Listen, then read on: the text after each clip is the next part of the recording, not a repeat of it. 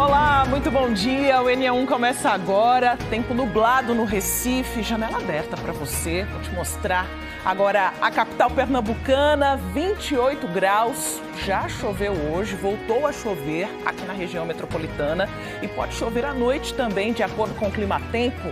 Seja muito bem-vindo, obrigada pela companhia. Estamos juntos até 1 da tarde. E você vai ver no NE1 como ficou a ponte sobre o rio Tegipió com tanta chuva. Essa ponte foi atingida pela enxurrada e durante a inundação ficou submersa. Em Jaboatão, moradores tentam recuperar móveis depois da enchente. Amanhã foi de limpeza das casas. E com tantos alagamentos, vamos te mostrar como limpar os sapatos também para evitar mofo e mau cheiro. E ainda, médico é vítima de sequestro relâmpago no Recife, foi no bairro dos Aflitos, na Zona Norte. Câmeras de segurança registraram a ação. Veja também a fila no atendimento do TRE. Hoje é o último dia para resolver pendências com a Justiça Eleitoral. E os detalhes de uma feira que reúne a produção de artesãos e empreendedores do estado. Tem opção de presente para o Dia das Mães. O NE1 está no comecinho e tem muito mais para você a partir de agora. Agora são 11 horas e 49 minutos. A gente começa o NE1 com imagens ao vivo para você do nosso cinegrafista Ezequiel Quirino, que mostra o rio Capibaribe, no trecho que fica no bairro da Várzea, na zona oeste do Recife. Essa é uma região que tem algumas comunidades ribeirinhas, como Vila Raiz, Beira Rio e Novo Caxangá.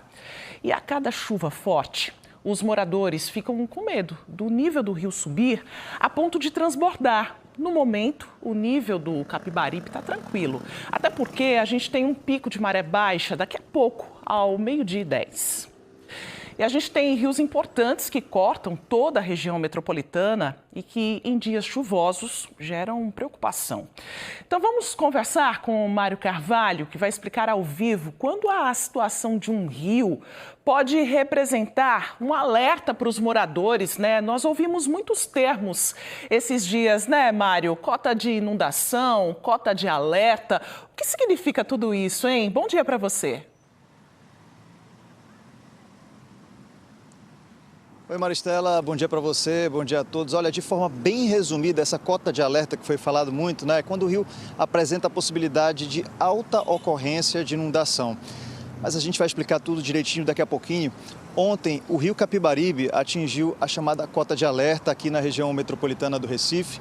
Isso acendeu um sinal de risco para cidades como Recife, Camaragibe, São Lourenço da Mata, diante de uma possibilidade de transbordamento. A gente está até aqui pertinho do rio e a gente vê que a água está bem barrenta, é uma característica que acontece em dias de chuva, né? E a gente vai explicar, né? Afinal, o que significa na prática quando o rio atinge essas cotas de atenção, de alerta, o que muda na rotina dos moradores que vivem próximo aos rios e como é que a população deve se preparar nesses momentos. Daqui a pouco a gente vai entender de forma simples como funcionam essas cotas de atenção e alerta e também cota de inundação e por que elas são fundamentais para evitar problemas. Para isso a gente vai conversar ao vivo com um professor especialista em drenagem urbana que vai ajudar a traduzir esses termos técnicos e mostrar como essas informações podem ajudar diretamente a população. A boa notícia é que, de acordo com as atualizações mais recentes da APAC divulgadas hoje, nem o rio está mais em estado de alerta e o Capibaribe voltou praticamente à normalidade. Mas nesse momento está começando a chuviscar por aqui, já é um sinal que a gente deve ter atenção. Daqui a pouco a gente traz todas as informações, Maristela. Até já, então, Mário, com outras informações para a gente. Daqui a pouco a gente fala mais sobre os impactos da chuva. O assunto agora é educação. É que hoje, 6 de maio, é o Dia da Matemática, uma disciplina considerada difícil por muitas pessoas, mas que é fundamental no nosso dia a dia, né? Afinal, a gente está sempre fazendo alguma conta. Então, bora chamar ao vivo Camila Torres. Ela está numa escola e vai mostrar para a gente como é possível aprender a matemática, Camila, de uma forma descomplicada. Explica pra gente, por favor. Tudo bom? Bom Eu tô dia. com um pouquinho de dificuldade para te ouvir, mas vamos embora que hoje é dia de matemática e a gente precisa deixar isso registrado aqui no NE1. E olha só, estou no laboratório da Escola Técnica Estadual Miguel Batista, no bairro da Macaxeira, no Recife. E eles usam o laboratório para poder lidar com a matemática também. A responsável por isso, professora Tainá, que está aqui comigo. Esse é um jeito diferente aí de mostrar para os alunos que a matemática não é esse bicho de 7 cabeças que muita gente pensa, né, professora? Exatamente. Essas metodologias fazem com que os estudantes tenham novas visões para a matemática, né? Desmitificar essa ideia de que matemática é um bicho de 7 cabeças. Então, aqui na escola, a gente sempre promove atividades que conciliam o ensino da matemática com jogos, com o que eles veem no dia a dia. Então, para poder ter essa conexão mesmo e eles conseguirem avançar. Deixa eu até pedir, Joab Marques está aí na câmera para a gente. Mostra essas madeirinhas aí, Joab, que a gente conhece isso daí como se fosse um jogo. Até muitas crianças brincam. Deixa eu atrapalhar a tua jogada. Como é teu nome? Yasmin Alves. Oi, Yasmin. Você imaginava que essa brincadeira, não sei se tu conhece da tua infância, mas eu conheço da minha infância. Tu imaginava que nessa brincadeira aqui você estaria usando um raciocínio matemático? Não, mas eu acho muito legal, porque essa brincadeira ela faz a gente pensar de uma forma mais estratégica. Por exemplo, aqui, a gente tem que pensar que, tipo, se tirar, cai, desmorona tudo. Tem que pensar com cautela para não destroçar. É verdade. Ô, Tainá, vem cá, professora. Nessa brincadeira aqui, qual é o raciocínio matemático que está sendo usado? Olha lá, outra torre com os meninos. Exatamente. Eles utilizam a torre para poder fazer o que Yasmin falou, criar estratégias, e o objetivo é não deixar a torre desmoronar. E aí estimulam eles também na resolução de questões, porque quando a gente resolve questões, precisa criar estratégias. Então, qual é a melhor estratégia para poder eu montar e conseguir resolver aquelas questões no passo a passo? Então, a torre também serve para a gente poder montar esse passo a passo e não deixar ela cair. E esse aqui, ó, vou mostrar esse coloridinho aqui, Joab, aqui. Tem até criança bem pequena que tem uns brinquedinhos parecidos com esse. Qual é a matemática, né, naquela atividade? Essa atividade chamada de Torre de Hanoi, que além de também estimular o raciocínio lógico, de passar os pinos para outra torre, eles conseguem trabalhar a função exponencial, né? Criar a ideia da sequência, de que quando for com um pino vai ser uma quantidade de rodadas, quando for com 2 vai ser uma quantidade de construção, e com tudo isso eles conseguem aprender a função exponencial. Deixa eu chegar ali, onde eu estou vendo alguns alunos usando liguinha para construir, não sei, eu acho que são alguns formatos, né? Como é teu nome? Iago. Me fala, qual é a matemática que está em jogo aí? Aqui a gente consegue montar tipo as formas geométricas representadas aqui nesse plano. A gente pega as ligas, que simbolizam as arestas, e aqui os vértices, esses negocinhos mais branquiçados. Caramba, eu nem lembrava mais desses nomes, hein? Mas, veja, um jeito simples de ver a matemática, assim, transformar números em imagens, não é isso, professora? Exatamente. E, além disso, como o Iago falou, tem como trabalhar números das diagonais, né? Trabalhar acima dos ângulos internos, acima dos ângulos externos, que eles fizeram até isso também ano passado. Então, tudo isso que a gente traz aqui na escola é uma forma de realmente interligar a matemática com o cotidiano deles. Professora, parabéns pelo Dia da Matemática, pelo trabalho que você faz. Turma, obrigada pela participação. Vamos encerrar ali mostrando, olha, as medalhas que eles já ganharam, Joab. Resultado aí da dedicação de todo mundo, Maristela. Muito legal, Camila. Fica bem mais fácil aprender assim, né? E 7.000 vagas de emprego estão sendo oferecidas numa feira de empregos em várias faculdades da região metropolitana do Recife. É uma oportunidade para quem está em busca de trabalho se conectar a 30 empresas que estão participando do evento. Lilian Oliveira tem outras informações para a gente. Lilian. Oi, Maristela, muito boa tarde para você e para todo mundo que está assistindo. Esse recado é para quem está buscando uma oportunidade de trabalho, quem está buscando o primeiro emprego. A gente está no Shopping Pátio, que fica em Olinda, e aqui hoje tem uma feira de emprego proporcionada aí pela Uninasal, que é uma faculdade particular. Aqui comigo é Esdras Viana, que é o diretor da unidade aqui de Olinda, vai explicar para a gente o que as pessoas vão encontrar aqui hoje. É um evento aberto ao público e vai até às 9 da noite, né, Esdras? Boa tarde. Boa tarde, Lilian. Boa tarde, Maristelas. Boa tarde para todos. Bem, gente, a Feira de Trabalhabilidade é um momento onde a gente conecta toda a comunidade às empresas. Essa feira é promovida pelo nosso núcleo de trabalhabilidade, então aqui hoje tem 50 empresas que estão se conectando. O que é o objetivo dessa feira? Quando você deixa o seu currículo em várias empresas e essas empresas não te dão nem retorno e você não entende o que está acontecendo com o seu currículo, significa que tem algumas habilidades ali que a empresa está querendo e que você ainda não tem. A feira é para isso.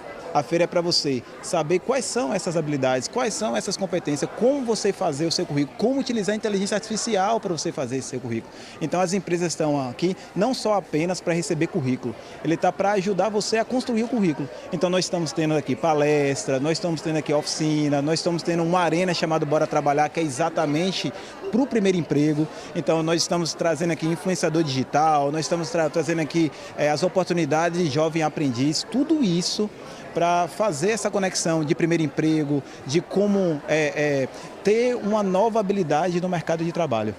Então é um evento aberto para todos. Isso, Esdras, obrigada pelas informações, viu? É aberto ao público, a toda a comunidade, mas a gente vê muitos estudantes universitários, estudantes do ensino médio também. Estou com a Júlia Gabriele, que está no 3º período de enfermagem, né, Júlia? O que você veio fazer aqui hoje? Boa tarde. Boa tarde, eu vim em busca de estágios. Elas comentaram muito sobre que vai ter palestras, muitos estágios legais, passaram o telefone, endereço e também teve vaga de emprego também que já me indicaram ali. E é isso. A programação segue em outras unidades também, né, Esdras? Segue em outras unidades. Hoje a gente tem aqui no Pátio e também em Paulista, na Uninasal Paulista. Amanhã nós temos em Carpina, na Uninasal Carpina. E na segunda-feira, no Cabo de Santo Agostinho, no Shopping Costa Dourada. Então, costumo dizer que vai ter uma feira de trabalhabilidade mais próximo de você. Compareça, é gratuito, venha entender o que as empresas estão procurando. Pode trazer o currículo também, né? Apesar de que aqui as pessoas vão aprender a dar um up no currículo, mas quem já quiser trazer, aproveitar as oportunidades. Pode trazer currículo, vai ter oficinas de criação de currículo e vai ter uma oficina muito interessante que é criação de videocurrículo. Então, além do papel, como você se porta na rede social, como você faz um vídeo para conseguir emprego. Então, pode vir que aqui tem do digital ao analógico. Muito legal, muito obrigada, viu, Esdras? É isso, Maristela, volto contigo no estúdio. E que tal aprender a vender mais pela internet em Igaraçu? O programa Qualifica PE e o Sebrae estão promovendo até sexta-feira uma capacitação em redes sociais. 2 gerações, quase 4 décadas de distância. De um lado, a experiência de quem já entendeu que empreender é resistir. Do outro, a certeza de quem sabe que precisa aprender para crescer. No fim, os dois caminham na mesma direção. Acho que conhecimento nunca é demais. Já estou no Instagram faz 2 anos. Meu comércio é só no Instagram, então a aula de hoje só agrega.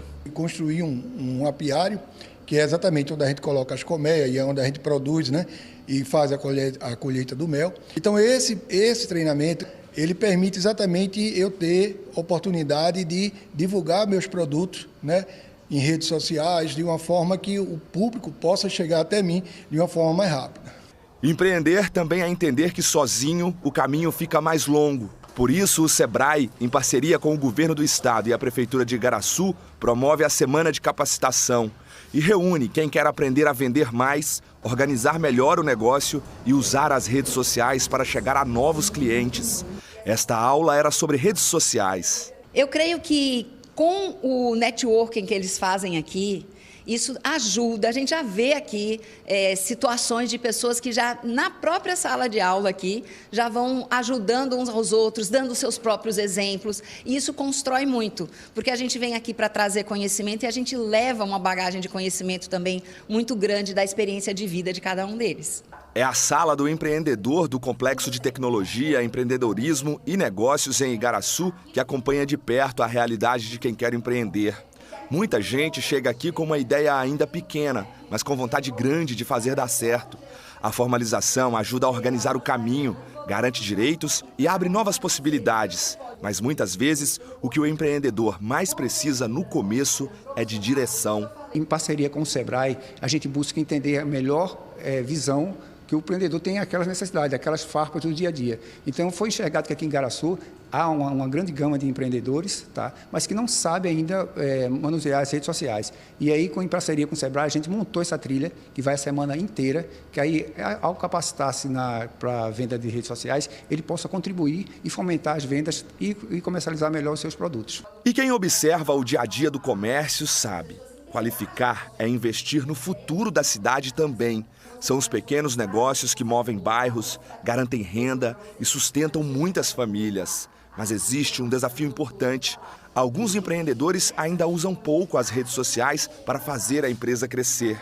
E ficar fora desse espaço é quase como deixar a porta fechada para o cliente. A gente percebeu que os empreendedores de Igaraçu, mesmo tendo seus negócios mais consolidados, eles precisam explorar mais as redes sociais. A gente costuma dizer que quem não é visto não é lembrado e também não vende. Então, esses empreendedores mostrando seus produtos e os seus serviços também, com certeza eles passam naquela triagem para que as feiras possam captar essas pessoas para participar dos seus negócios.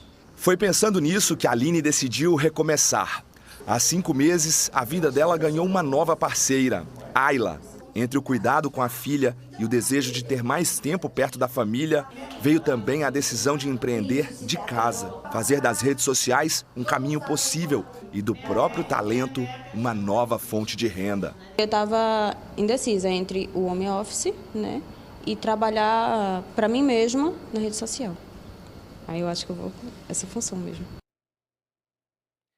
E agora a gente volta a falar sobre o impacto da chuva. Em algumas ruas de Cavaleiro, Jaboatão, a água entrou nas casas e atingiu mais de 1 metro de altura na sexta-feira. Quem já tinha limpado tudo, viu que restou encharcado novamente ontem, com mais uma enchente. Hoje pela manhã, os moradores tentavam calcular o prejuízo.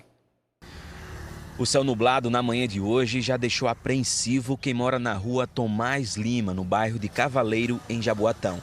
Desde sexta-feira, a água da chuva entrou nas casas da rua e também em alguns estabelecimentos comerciais. Um desses locais é o do seu Sebastião. Ele mostra até onde a água chegou. Precisou limpar tudo. Mas com a chuva de ontem, a lama e a água acabaram entrando novamente. Uma enchente por ano, mas agora está dando praticamente por dia, por semana, de um dia para o outro. Seu Sebastião ainda não conseguiu calcular o prejuízo, mas sabe que foi grande, já que trabalha com eletrônicos. Perdi televisão, forno micro-ondas, som, entendeu? Muitas coisas perdi aqui. E tem coisa ainda trepada aqui de cliente, está com lama, para mostrar ao cliente que no momento eu não tenho culpa, né? Aqui é a casa de Lúcia Helena. Além dela, mais 14 pessoas moram nessa residência. Durante essas chuvas, elas perderam televisão, sofá, cama. Elas moram aqui na rua Tomás Lima, no bairro de Cavaleiro. Como é que foi durante a chuva? Muita correria? Muita correria. A gente se aperreou demais, porque foi de repente, começou a água a subir e a gente não esperava. Foi muito sofrimento, a gente levando o que podia levar, né? Como é que a senhora se sente mesmo a toda essa chuva? Poxa, é um sofrimento, porque eu não aguento mais, porque quando a gente organiza, limpa, de repente chove de novo, começa a encher de novo. Na casa de Valéria, o muro caiu. O carro que estava na garagem ficou cheio d'água e lama. Dentro de casa, ainda há móveis pendurados e rachaduras nas paredes. Ela mora com os 2 filhos adolescentes que são autistas. Eu acho que foi umas 3 vezes já esse ano de água. E aí, o que foi que aconteceu? Vocês perderam móveis? O que é que vocês perderam? Perdemos tudo, né? Perdeu tudo, né? Aqui na rua Tomás Lima. Uma calamidade.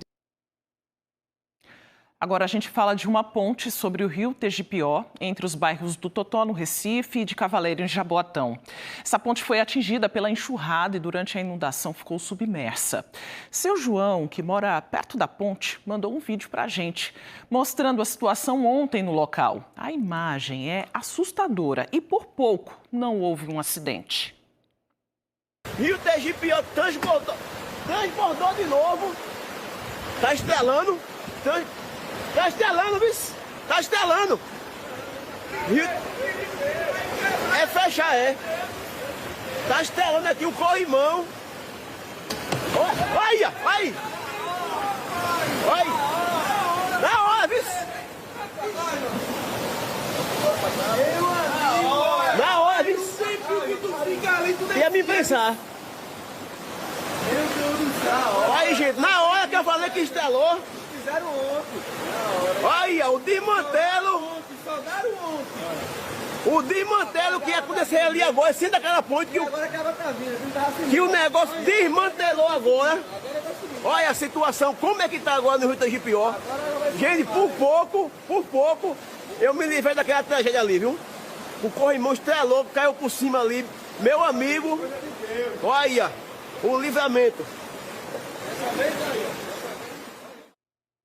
Meu Deus, seu João, você viu aí o perigo, né? A correnteza, ainda bem que ninguém se machucou. Nós voltamos hoje lá. Essas são imagens feitas no início da manhã pelo repórter cinematográfico Elvis Lopes. E como dá para ver, a ponte é uma passagem importante para os moradores do Totó, no Recife, de Cavaleiro e Jaboatão. Por lá passam pedestres, ciclistas, motociclistas. Com a água mais baixa, dá para ver também a quantidade de sujeira que ficou agarrada à estrutura e que o corrimão de ferro foi danificado. A Enlurb, responsável pela manutenção e limpeza urbana no Recife, disse que nos últimos 15 dias fez 3 ações de limpeza por causa do acúmulo de lixo e entulhos na área. E explicou que o corrimão da ponte foi consertado na última segunda, mas que ontem o corrimão acabou cedendo devido à chuva forte e o lixo acumulado. A Enlurb disse ainda que equipes de limpeza serão novamente encaminhadas à área e que o serviço de recuperação do corrimão será realizado ainda esta semana. Você viu, né, como o nível do rio Tegipió afetou os moradores dos bairros de Totó e Coqueiral. Bora voltar então a falar com o Mário Carvalho, que está agora com um especialista para trazer dicas importantes, principalmente para quem vive nessas áreas ribeirinhas, né, Mário? Exatamente, Maristela. Vamos tentar traduzir tudo isso aqui. Para isso a gente convidou o professor Jaime Cabral, que é professor de drenagem urbana da UPE e da Universidade Federal. Professor, obrigado pela presença desde já. Está chovendo um pouquinho aqui e já que a gente está dentro desse tema aqui nas margens do rio, eu queria começar lhe perguntando o que é a cota de alerta, de atenção e de inundação. Bom dia. Ok, bom dia. É importante lembrar que cada cota de alerta se refere a um certo rio e a uma certa bacia hidrográfica.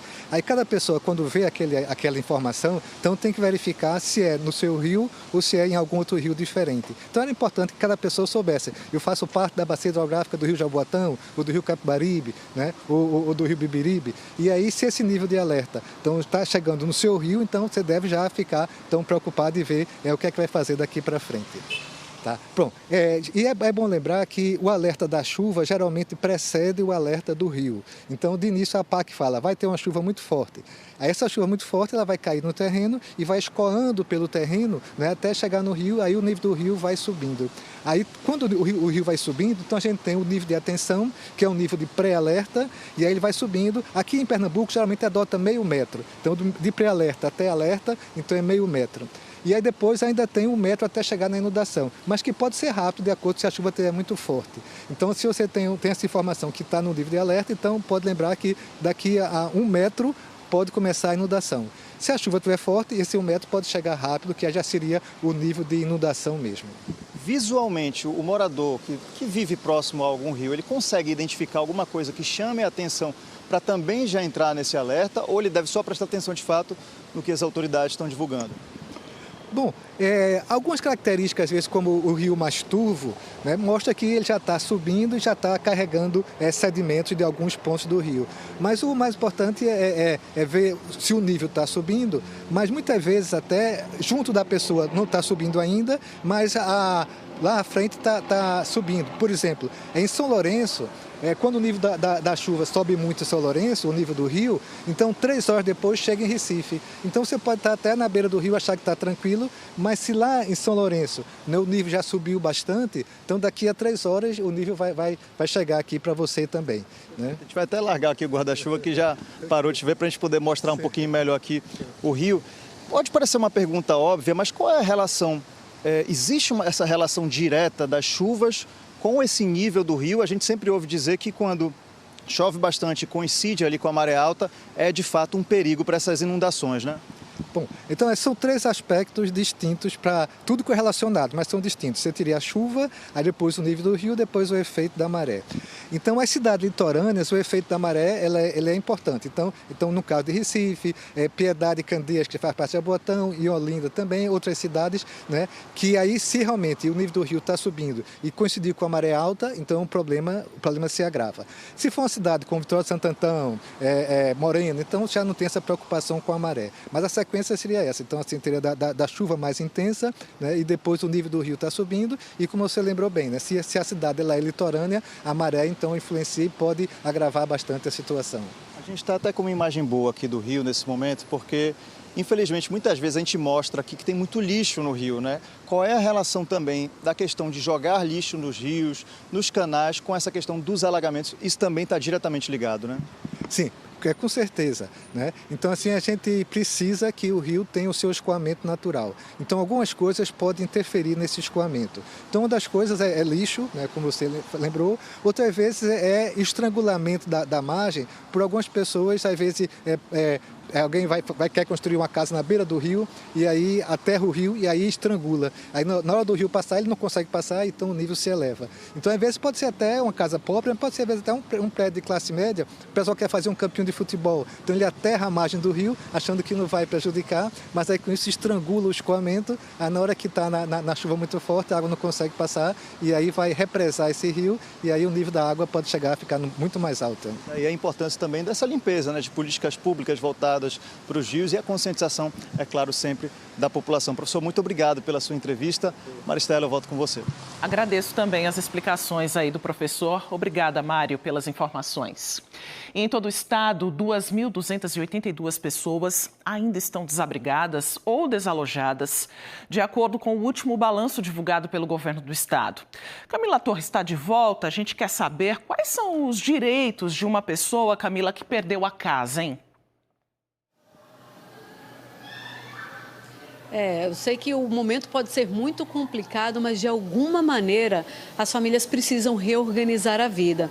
Vamos passar aqui algumas das orientações com Everton Farias, ele que é advogado, faz parte da Comissão de Seguridade Social da OAB aqui em Pernambuco. Everton, queria começar te perguntando o que é o básico assim para as famílias começarem a saber a que elas têm direito, com o que elas podem contar agora nesse recomeço. Boa tarde. Boa tarde a todos. Exato, a gente sabe que nessa situação de fragilidade é muito importante saber com quem contar. E nessa questão de desabrigados, desalojados, é muito importante que as famílias contem com o equipamento do CRAS, que é um equipamento do município, ou com assistência social do Estado, para poder se recorrer nesse momento. Podem ter valores e ações diferentes de cidade para cidade, né, Everton? Isso. Como é uma política pública, né, municipal ou estadual, cada município tem um programa, tem um benefício diferente. Então, auxílio moradia, auxílio casa, né, suporte de higiene, colchões, a depender ali da política do município. Então, esse tipo de informação é no CRAS que as famílias conseguem, lá é o lugar de referência para poder saber se tem direito, qual é o valor, por quanto tempo, é por aí? Isso, exatamente. O CRAS é o Centro de Referência da Assistência Social, é a porta de entrada, né, que a gente fala para as políticas públicas sociais do município, então é lá que o cidadão deve procurar para ter essa informação. A gente sabe que o governo do estado também participa das ações humanitárias que são feitas nesse primeiro momento com distribuição de colchão, kit de limpeza, inclusive onde pegar caso esse material ainda não tenha sido entregue para alguma família. Também é no CRAS que as famílias devem procurar a informação de como conseguir. Isso, sempre no CRAS ele vai ter uma orientação segura, é importante para que ninguém caia em golpe nesse momento de fragilidade. Às vezes surge uma ideia de um auxílio, de um benefício novo, que não é verdade. Então, ou no CRAS ou na Defesa Civil do município é o local seguro que as famílias podem buscar essa orientação. Importante a gente falar nisso. Infelizmente, nesse momento, existem criminosos que se aproveitam da fragilidade das famílias, inventando aí 1001 histórias, 1001 benefícios para dificultar ainda mais o momento dessas famílias, né? Pois é. Então é muito importante sempre procurar a informação segura no CRAS, na Defesa Civil do município, nos canais oficiais da Prefeitura, do Estado, para que ninguém caia golpe nesse momento. A Caixa Econômica anunciou que vai liberar o FGTS, parte dele, para as vítimas das chuvas em 11 cidades atingidas pelos temporais aqui em Pernambuco. Nós temos 23 delas, já com situação de emergência reconhecida, e aí dessas 23, 11 que são as que têm menos de 50 mil habitantes, as pessoas vão poder sacar parte do FGTS. Como é que funciona, hein, Everton? Isso. Então, primeiramente, como você falou, o município precisa decretar essa situação de emergência de calamidade pública para estar apto a poder o cidadão fazer o saque. Então, ele vai, estando dentro dessa abrangência desse município, no próprio aplicativo do FGTS, solicitar esse saque. É o saque antecipado do FGTS por essa situação de calamidade. Ele pode sacar até o valor de R$ 6.220, contanto que esse valor esteja em conta. O nome desse saque, porque existem várias modalidades, esse é o saque calamidade, e você está falando aí do valor de 6 mil, mas é importante a gente dizer que não é que todo mundo vai receber 6 mil, o FGTS é um dinheiro que o trabalhador ele já tem ali na conta, mas ele só é liberado em alguns momentos. Então é preciso que o trabalhador já tenha esse dinheiro na conta do FGTS, Isso, exatamente. O saque calamidade é uma das formas de antecipar o valor que está disponível na conta do trabalhador, e o valor que vai estar disponível é o valor que ele vai sacar, limitado a esse valor. Logicamente, se ele tiver menos que isso, é o valor que ele vai conseguir receber. Agora, ele não pode ter sacado parte do FGTS pelo mesmo motivo há menos de um ano, que senão aí não é liberado. Exatamente, existe essa vedação, então ele só pode fazer um novo saque nessa modalidade após 12 meses. Everton, muito obrigada pelas informações. Eu vou aproveitar, pessoal, para falar aqui quais são as 11 cidades que estão com o saque FGTS, o saque calamidade, liberado. Essa lista está disponível, inclusive, no G1 Pernambuco. Aliança, Buenos Aires, Glória do Goitá, a Ilha de Itamaracá, Itambé, Nazaré da Mata, Passira, Pombos, São Vicente Ferrer, Timbaúba e Vicência. Maristela. Inclusive, o QR Code do G1 está na nossa tela, exatamente para você ter acesso a essa reportagem com todas as informações completas. Muito obrigada, viu, Camila? E com esse tempo chuvoso, manter os calçados limpos é um desafio, E quando eles ficam encharcados da chuva e com lama, se a limpeza não for realizada com frequência e da forma correta, os sapatos podem durar menos tempo. Na casa de Ângela moram 4 pessoas, incluindo crianças. É normal os sapatos e botas ficarem mais sujos no dia a dia. Mas lá tem uma regra, tentar manter tudo sempre limpo. Eu sempre faço lavagem diária, Sempre vem muito melado de lama, de barro. E isso eu lavo durante duas vezes na semana. Ela usa produtos comuns de limpeza, mas com cuidado. Isso porque usar o produto errado pode manchar e até estragar o material. Esse período assim de chuva, é comum também que o sapato fique mais sujo também na tua casa? Fique mais sujo. Geralmente eu deixo fora e só entro descalça. Wilka mora com a filha e faça sol ou chuva, não deixa a sujeira acumular. Com a limpeza certa, ela percebe que os sapatos e botas duram bem mais. Depois que minha filha chega da escola, eu já limpo logo. Em média, ela dura com um tênis 1 ano, entendeu? Por conta da limpeza e tal.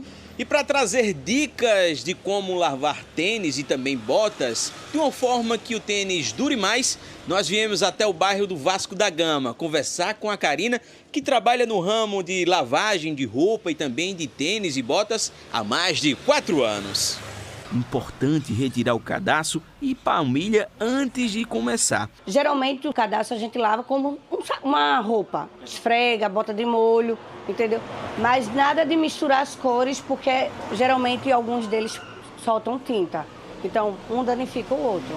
A limpeza varia conforme o material, mas no geral pode usar escova macia ou também esponja, até mesmo escova de dente. Essa parte com paninho. Sempre com paninho. E essa parte aqui, uma escovinha de dente, uma escovinha que você tenha. E que depende também do tipo da escovação. Porque algumas escovas, elas podem danificar o produto. Então, você tem que ver certas mais macia, por conta do tecido. Esse tecido aqui já requer uma escovação mais suave, mais tranquila, para não danificar o tecido dele. Esse é um tecido aqui que ele é bem molinho, bem suave, é tipo um camuçazinho. Não é camuça, mas parece. Então, quando você pega uma escova dessa, que ela é mais grossa, ela vai danificar, ela vai puxar fio. O ideal seria essa daqui, porque ela é mais maleável, tá vendo? Aí você vai fazer a escovação circular ou assim, mas com tranquilidade. Essa bota, ela é um camuça, então isso aqui você jamais vai botar escova nela. Isso aqui você tem que limpar com uma bucha sempre desse lado, sempre, porque ela tem o lado áspero e tem esse lado aqui. Modo circular, você vai esfregando e você vai, nada de jogar água. Então você vai tirar o excesso com pano úmido para fazer uma hidratação. Isso aqui também não pode ir pro sol, tem que ser uma secagem na sombra, né? Além disso, nunca guarde os calçados molhados. A umidade favorece mofo e também um mau cheiro. Você bota ele de cabeça para baixo, né? Em algum lugar para ele escorrer, em um lugar arejado. Se você vai precisar usá-lo com urgência. Mas caso você não precise, você vai fazer esse processo e depois vai lavá-lo, porque como pegou água, ele vai ficar fedido. Então tem que tirar esse mau odor. Aí depois faz a lavagem. Você pode usar um detergente, pode ser o de coco, pode ser o neutro, para ajudar a tirar o grau de sujidade que esteja, né? O sapólio, ele pega mais aqui no emborrachado e clareia mais, né? E água sanitária pode? De jeito nenhum. Não aqui nesses daqui, não. A gente pode fazer uma soluçãozinha, esfregar onde tiver muito incrustado, o solado, mas nunca diretamente em produto nenhum.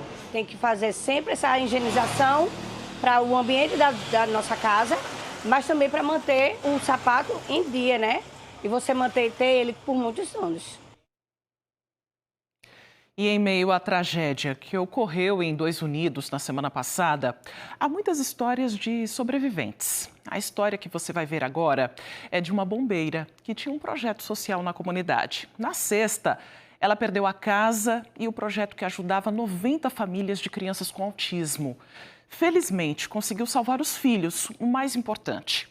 Agora busca formas de reconstruir tudo para continuar fazendo a diferença na comunidade. Aqui, onde hoje há escombros, havia um lar. Era nessa casinha azul que Daniela morava com os 3 filhos. O barro hoje está sobre as memórias da vida que ela construiu. Brinquedos, instrumentos musicais, roupas. A igreja que a família mantinha ficou em ruínas. Na última sexta-feira, a barreira deslizou e levou junto com ela o sonho que Daniela tinha realizado há um ano: comprar a casa própria. Eu tinha ido levar o meu filho na casa da minha mãe, Rian, que ele faz tratamento no CAPS, ele estava em crise, ele tem autismo. E minha filha ligou, na volta minha filha ligou, desesperada, dizendo que a barreira do lado tinha caído. Aí eu fiz: filha, pegue os documentos, pegue a sua avó, pegue a sua irmã e saia. Aí ela fez: mas mãe, talvez não caia. Eu disse: não, mas não, como eu já passei por isso, né? Quando eu era pequena, eu disse: não, mas saia, mesmo assim saia, pegue o cachorro, saia. E aí, com pouco tempo depois que a gente chegou, mais ou menos 20 minutos, estava tudo do jeito que está aqui. Tinha caído tudo. E a gente pensou que não tinha mais ninguém vivo. Os 3 filhos de Daniela foram diagnosticados com autismo e a mãe sempre lutou muito para desenvolvê-los. Essa experiência despertou nela a vontade de ajudar outras famílias. Há um ano, esse lugar também se transformou em um espaço de solidariedade. Crianças com autismo tinham atividades lúdicas, em contato com a natureza. Viviam perto dos animais, que eram companheiros nas terapias. O projeto já existe há 14 anos e ganhou novos ares depois que Daniela se mudou para cá. Além dos próprios filhos, mais de 90 famílias atípicas eram ajudadas. Marta é uma dessas pessoas. Além de ser atendida, também é voluntária. através desse projeto, através da sociedade dela, de fazer, apoiar outras pessoas, mesmo que ela está passando um momento difícil, mas está ali também querendo apoiar as pessoas, mesmo no momento difícil que ela está passando, mas ela não deixou a gente também de mão, né? Está apoiando em tudo, né? Que ela ajuda essas mães, as mães chegam lá com depressão, que as crianças às vezes estão com crise, né? Porque não é fácil quem tem criança assim. E ela está ali, no momento difícil que ela está, né? Mas está lá apoiando, dando o melhor dela, né? Então é muito triste ver ela numa situação dessa. A chuva destruiu o galinheiro, que hoje está assim. Alguns animais morreram. Os que restaram estão soltos, enquanto a família tenta se reerguer. Está tendo crise as crianças porque não está tendo terapia. Recebemos vídeos, recebendo fotos e áudios. E eu quero dizer, né, para as mães, que vocês não estão sozinhos, independente da situação. Que terça-feira a gente vai abrir o projeto normal. Estou conversando também com Silvana do Sempre Viva para tentar ver como a gente pode se ajudar de alguma maneira. E as crianças na terça-feira já vai voltar à terapia normalmente, tá certo? E vai dar tudo certo, gente. Vai dar tudo certo. Você vai fazer isso? Eu não sei. Eu não sei. Eu tô pedindo muito a Deus estrutura para conseguir suportar. Porque, Natália, se eu cair, muita gente cai. E eu não posso fazer. Para recomeçar, Daniela conta com a ajuda dos vizinhos. Com muita dedicação, eles procuram o que pode ser recuperado. Seu Ivan mora em Dois Unidos há quase 20 anos e lembra o quanto a comunidade é grata pelo trabalho social desenvolvido por Daniela. Desde que a barreira deslizou, ele também tenta retribuir. O importante agora é reerguer Dani e Tiago, que é para a gente voltar ao que era. Aqui era ótimo, aqui era uma área de lazer para criança, idoso, as mães, os pais. Você vê os meninos correndo atrás de pato, de galinha, isso é uma terapia, entendeu? Então a gente fica muito, eu estou muito sentido. Por você que perdeu tudo também como eu. Mas eu ainda estou com minhas filhas bem, minha sogra bem. Eu agradeço muito a Deus por isso. E vocês também tenham força, que tudo isso é passageiro. Isso vai passar e assim como eu, como vocês, a gente vai conseguir vencer. Vai ter pessoas que Deus vai mandar para nos ajudar. E eu quero falar também que, enquanto projeto social, pode contar comigo. Porque o que eu receber, eu também vou repassar para quem precisar.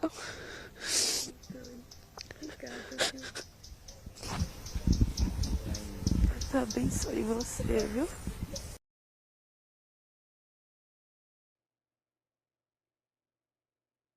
É o abraço que todos nós queremos dar agora. Que bom, Natália, que você fez isso, representando aqui toda a nossa equipe. Olha, quem quiser ajudar o projeto social de Dani, pode procurar o centro de coleta na Avenida Ideobrando de Vasconcelos, 2982, no bairro de Dois Unidos. É o projeto social Vidas por Vidas. É hora da cobrança do calendário do NE1. Estivemos em julho do ano passado, na Rua Jasmim, no bairro de Dois Carneiros, em Jaboatão dos Guararapes. Veja o que encontramos. Em julho do ano passado, estivemos na Rua Jasmim. O povo falou sobre todos os problemas. Não tinha asfalto nem calçamento. E a reclamação era que no período de chuva, a rua ficava coberta de barro.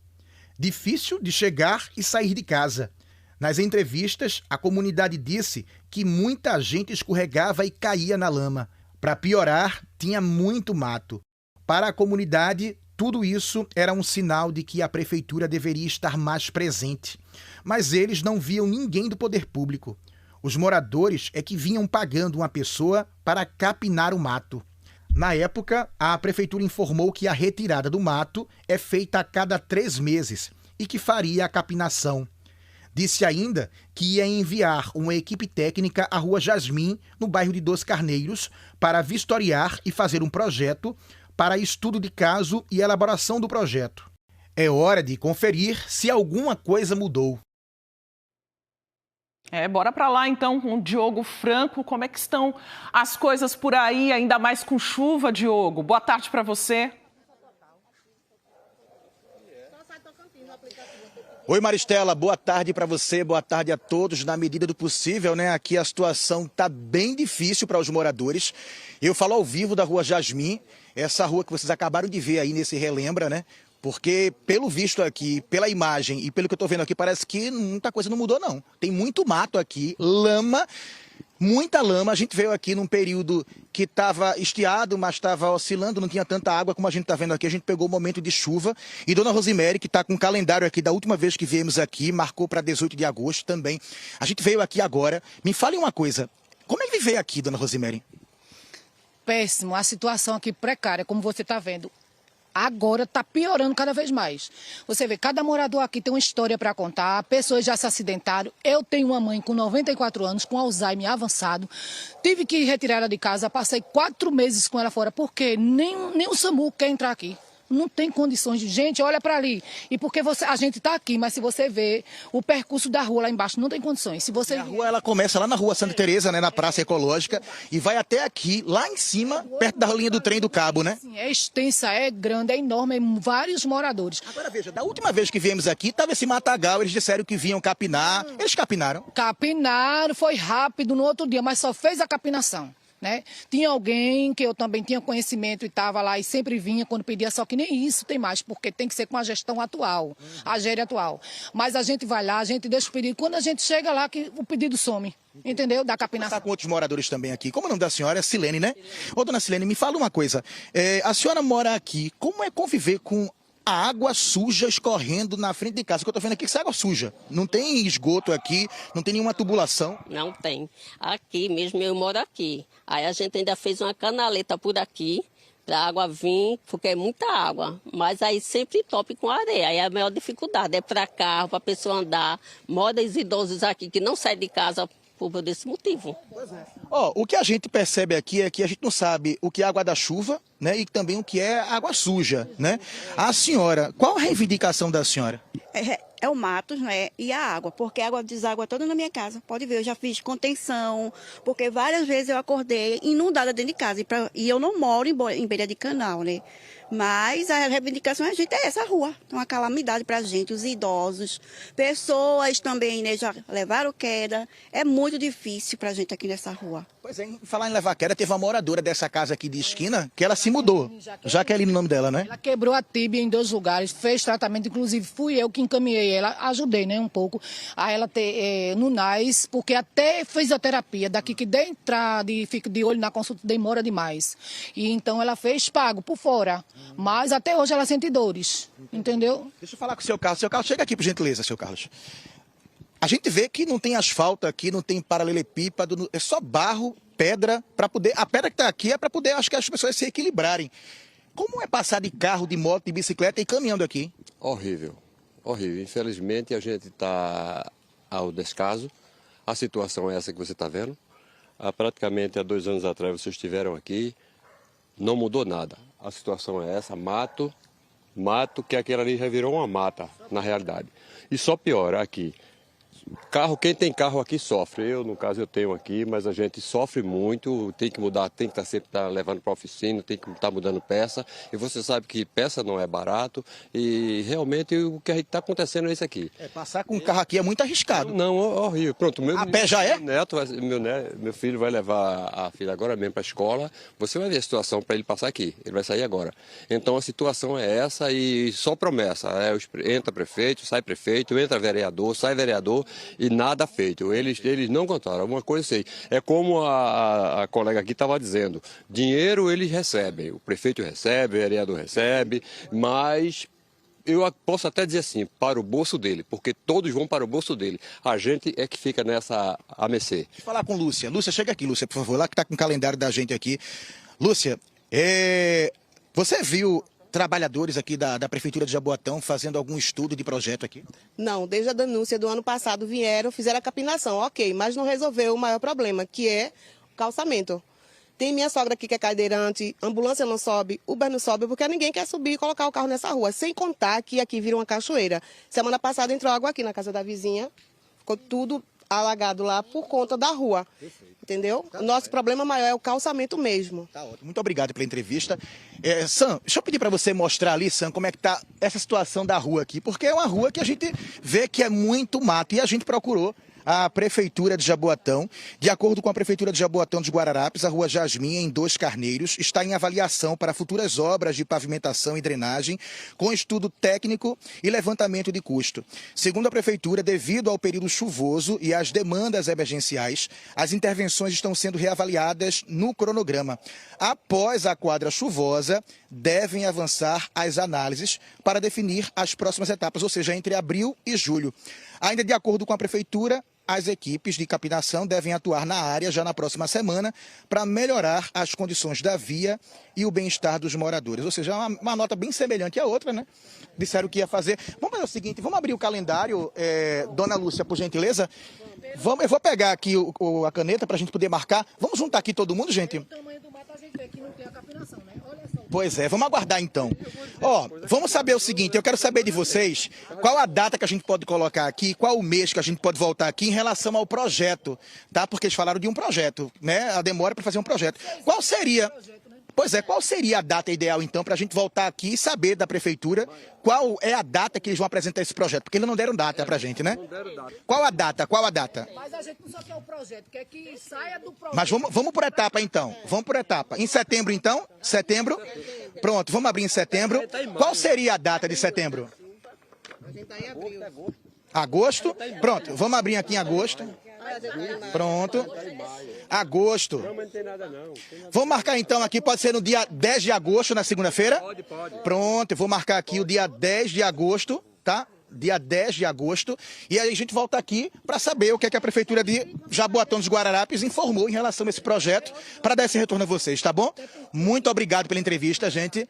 Maristela, eu volto contigo. 10 de agosto, então, a gente está de volta. Diogo.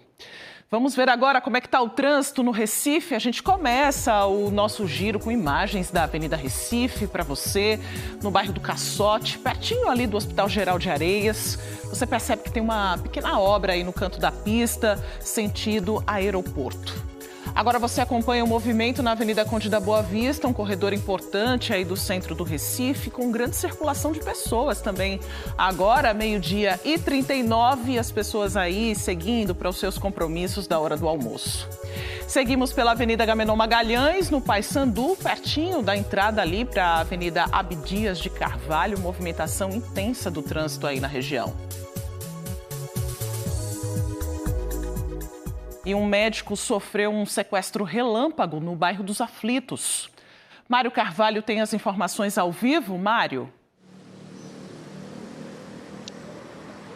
Maristela, esse caso foi ontem, aconteceu quando um homem de 48 anos saiu de uma farmácia na Avenida Rosa e Silva, no bairro dos Aflitos.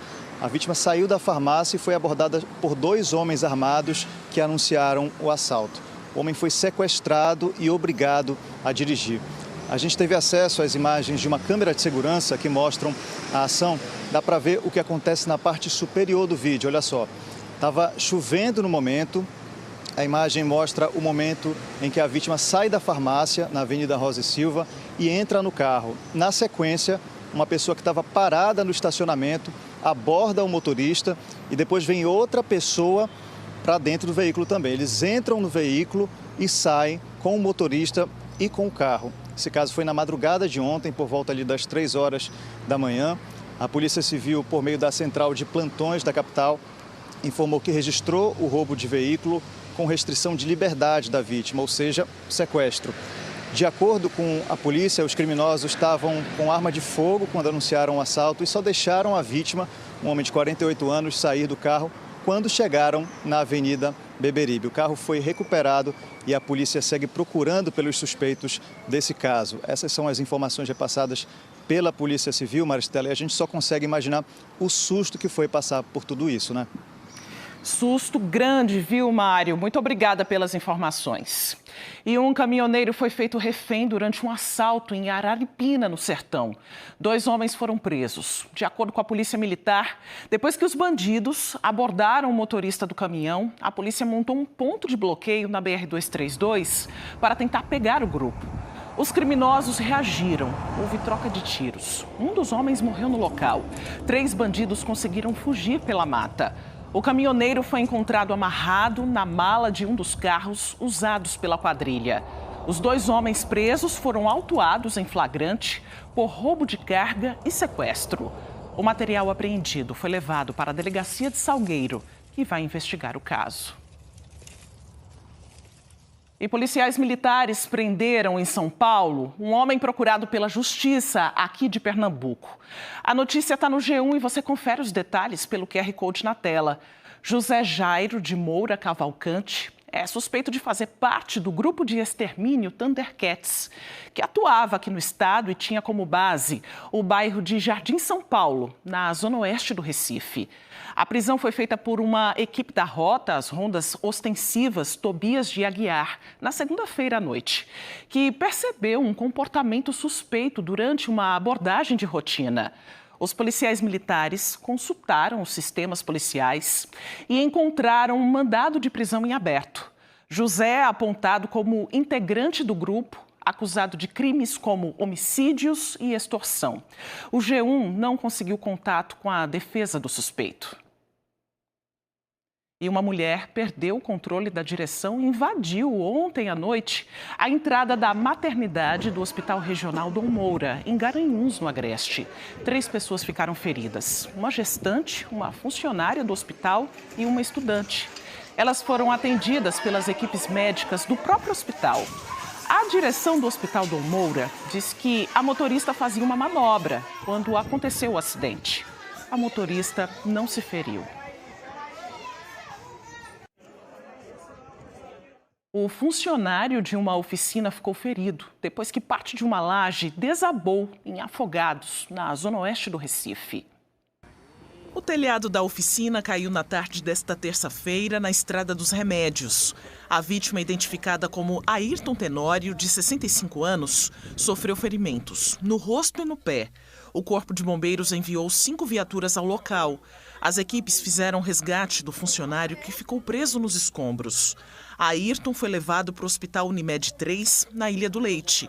A Defesa Civil do Recife informou que a oficina deve permanecer desocupada até a remoção total dos escombros. Isso deve ser feito com o acompanhamento de um profissional habilitado ou empresa especializada. E no centro do Recife, uma marquise caiu durante a madrugada. Você acompanha agora imagens feitas há pouco pelo nosso cinegrafista Bruno Lafayette, que mostram a situação no local, que fica na rua 7 de Setembro, no bairro da Boa Vista. Como o acidente aconteceu de madrugada, não havia ninguém passando pelo local e ninguém ficou ferido. Uma equipe da Defesa Civil do Recife esteve no local, isolou a área, você está vendo aí nas imagens. A Defesa Civil disse em nota que a marquise fazia parte da estrutura de uma loja que estava fechada. De acordo com a Defesa Civil, o local deverá permanecer isolado e os responsáveis vão ser notificados pela Secretaria Executiva de Controle Urbano do Recife para fazer os serviços necessários e garantir a segurança de quem circula pelo local. Um susto enorme, ainda bem que ninguém ficou ferido. A seguir, a gente mostra o movimento no último dia para a regularização do título de eleitor na Justiça Eleitoral. E ao vivo, os detalhes de uma feira de artesanato, arte e design de Pernambuco, no Shopping Rio Mar. O N1 volta já, agora 12h45.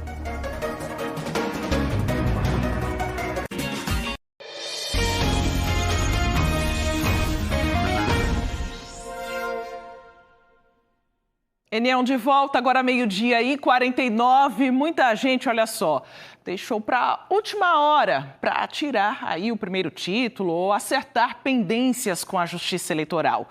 O fim do prazo é hoje e o resultado é uma fila enorme em frente à central de atendimento ao eleitor do TRE no Recife. A cena clássica no Forte das 5 Pontas. Fila grande, gente apressada e a corrida contra o relógio para não ficar irregular com a Justiça Eleitoral. Na verdade, eu tentei agendar antes, só que não tinha mais vaga. Aí eu tive que deixar para vir de encaixe mesmo. Eu completamente esqueci, aí eu lembrei ontem, vim aqui correndo hoje de manhã tirar o título. Hoje é o último dia para fazer o primeiro título e alterações no cadastro, regularizar pendências e fazer também a coleta da biometria. Precisa trazer um documento oficial com foto. Para o primeiro alistamento, pode ser a certidão de nascimento ou a certidão de casamento, todos originais. Além disso, um comprovante de residência, se for fazer uma transferência de domicílio. Os nascidos em Recife podem apenas declarar o endereço. O alistamento eleitoral e o voto são obrigatórios para as brasileiras e os brasileiros a partir dos 18 anos e facultativos para as pessoas analfabetas, os acima de 70 anos e os jovens de 16 e 17 anos. Para evitar essa fila enorme, o Tribunal Regional Eleitoral recomenda que o eleitor verifique se ele já tem a biometria coletada. Se tiver, a maioria das pendências, como transferir o domicílio eleitoral, atualizar dados, emitir a segunda via do título e até alterar o local de votação, pode ser resolvida pela internet, sem pressa e sem correria. Aqui o atendimento vai até às 6 da noite. No online, até às 11h59 da noite. Para saber se a biometria está cadastrada, na página inicial do autoatendimento, acesse Título Eleitoral e selecione a opção Consultar Situação Eleitoral. Depois, informe o número do título, CPF ou nome completo. Se aparecer a mensagem Eleitor com biometria coletada, o cadastro já foi realizado. Também é possível fazer essa consulta pelo aplicativo e-Título, disponível para celular e tablet. Se depois que entrar a foto do eleitor aparecer, significa que a biometria já está cadastrada. A coleta da biometria, que é exatamente o quê? A fotografia, a impressão digital e a assinatura digital, esta obrigatoriamente tem que ser feita na unidade eleitoral. Não se pode fazer pelo site. Agora, quase 90% da população de Pernambuco já tem a coleta de biometria. Então, esses a gente pede realmente que entre no site do TRE, que é o www.tre-pe.jus.br, em serviços eleitorais, para ver se sua situação, antes de comparecer sem agendamento a uma unidade. Então, se você tiver regular, você vota. Ingrid e Cláudio se anteciparam. Agendaram na segunda e hoje vão sair com o primeiro título garantido. Depois disso, a rotina continua. Voltam para o colégio e encaram 3 provas ainda hoje. Eu senti o desejo, aquela vontade de voltar, mesmo não tendo uma idade exata, assim, mas eu senti aquele desejo. Pela responsabilidade e por ter uma experiência melhor. Foi uma correria, né? Mas eu consegui, entrei no site, me inscrevi e foi isso. E o que me traz votar hoje é pensar também no futuro pra gente, né? Estudante, ter um futuro digno, que esse ano de eleição, né, traga políticos que pensem na gente e na humanidade também. E nós temos agora imagens ao vivo para você da Central de Atendimento ao Eleitor, que fica no Forte das 5 Pontas, no bairro de São José, centro do Recife. Quem está por lá é o repórter cinematográfico Bruno Lafayette. Olha só o tamanho da fila. Além de muita paciência, porque a fila está grande, quem está aí teve que levar sombrinha também, né? Esse tempo chuvoso, a espera é longa. Hoje é o último dia para tirar o primeiro título, fazer ajustes aí no cadastro, como, por exemplo, mudar o local de votação. O atendimento só vai até às 6 da noite. E a Prefeitura de Caruaru divulgou ontem no Diário Oficial os cachês de vários artistas que vão se apresentar no São João da cidade neste ano. Entre os maiores valores está o projeto À Vontade, que reúne Luan Estilizado, Raíssa Saia Rodada e Zezo Potiguar. O trio vai receber R$ 990 mil. Xande Avião vai se apresentar com um cachê de R$ 800 mil. E Mari Fernandes, R$ 520 mil. No G1, você confere a lista completa dos valores divulgados. Basta apontar a câmera do seu celular para o QR Code na tela. E uma feira com mais de 60 empreendedores reúne artesanato, arte e moda no Shopping Rio Mar. Quem mostra tudo ao vivo para a gente é Natália Dielu. Tem opção, inclusive, de presente para o Dia das Mães que está chegando, né, Natália?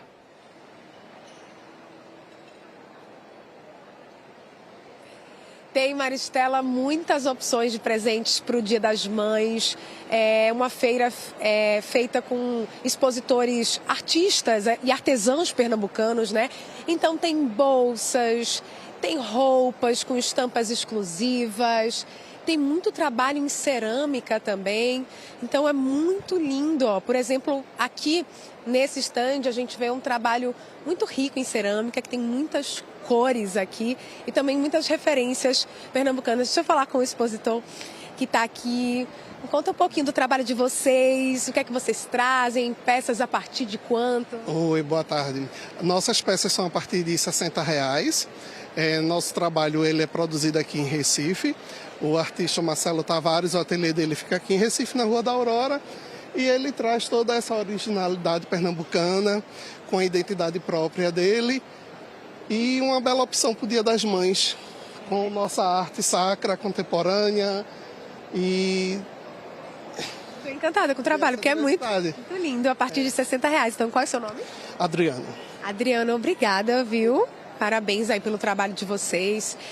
Como eu falei, também tem roupas com estampas exclusivas, tem muitos objetos de decoração, né? Artesanato. Aqui a gente vê umas estampas bem floridas, né? Qual é o nome da senhora? Praiana, eu sou Ana Lúcia. Ana Lúcia. Praiana, está fazendo 30 anos. Muitos vestidos, muitas opções para o Dia das Mães, a partir de quanto? Isso, a partir de 170, 250, são estamparias autorais e eu criei essa linha de flores agora, especialmente para o Dia das Mães. Também as bijuterias fazendo a composição, sou eu que monto as bijus com peças raras, assim, de um garimpo de bastante tempo. Obrigada a você. Muito obrigada, viu? A gente vai dar mais uma circulada, porque essa feira vai acontecer até o dia 24 de maio, fica naquela praça principal de eventos do Shopping Rio Mar, onde fica normalmente a decoração de Natal, para vocês terem uma referência. Então, é uma feira bem grande, né? A gente vai para esse lado aqui falar com Tassiana Pontual, que é a organizadora da feira. Ela também é artesã, né? Design. Tassiana, conta pra gente o que é que as pessoas vão encontrar aqui. A gente está vendo que são artistas pernambucanos, né? Exato. Essa é a referência da Feira MAD. Eu gosto sempre de dizer que a MAD não é uma feira de artesanato normal. É uma mostra diferenciada, porque a nata do artesanato e da arte pernambucana está aqui. Então, eu garanto que ninguém que não conhece, que possa vir, vai se decepcionar, porque é muita coisa linda, é muito trabalho caprichado, né? E a gente está até o dia 24 aqui na Praça 1 do Rio Mar. Que funciona junto com o horário de funcionamento do shopping mesmo, né? Do shopping. Inclusive, como eu falei, Tassi é artesã também, ó, as peças dela como são bonitas. De papel machê, Tassi? Tudo em papel machê. A gente tem um trabalho assim bem caprichado, o pessoal até pensa às vezes que nem é papel machê por causa do acabamento. A partir de quanto? A partir de 60, 70 reais. A gente tem peças tanto para parede como para mesa, decoração. Tá certo. Deixa eu dar mais uma circulada, porque tem também bolo de rolo, né? Iguarias pernambucanas, para quem quer dar um doce de presente, né? Quanto é que tá esse bolo de rolo com a bandeira aqui de Pernambuco? R$90. Tá vendo? Um presente bem lindo, né? Bem caprichado. Vou dar mais uma andada aqui pro pessoal. Tudo bem? Como vão vocês? Tudo bem, graças a Deus. Fale um pouquinho do trabalho que a gente está mostrando as opções para o Dia das Mães, também tem muita coisa, né? Chega numa idade que a gente já passou por tudo, já se formou, já criou filho, neto, tudo. Aí a gente se dedica a esses trabalhos que é o que eu gosto muito de fazer e que eu realmente sou muito bem reconhecida com o meu trabalho. Vendo, muito lindo o trabalho. Qual é o nome da senhora? Maria das Graças Queiroz. Quanto é que custam essas peças? Tem de 35 a 1.700. Há quanto tempo a senhora é artesã? Filha, deixa eu pensar. Uns 30 anos, ou mais. Tá certo. Um menino pequeno deixava no colégio, ginástica, o que eles queriam fazer, ia fazer meus trabalhos. Muito obrigada, viu? Parabéns pelo trabalho. Foi só um gostinho do que tem aqui no Shopping Rio Mar, na Feira MAD, que vai até o dia 24 de maio e que tem muitas opções por preços variados para presentear, para se presentear também, né? até o dia 24 de maio no horário de funcionamento do Shopping Rio Mar. Maristela, a gente volta com você. E é um trabalho mais bonito do que o outro, né, Natália? Obrigada pela sua companhia. O NA1 volta amanhã e você, claro, pode rever e compartilhar as nossas reportagens a qualquer hora no Globoplay. Uma ótima tarde para você. Bom almoço. Fique agora com o Globo Esporte.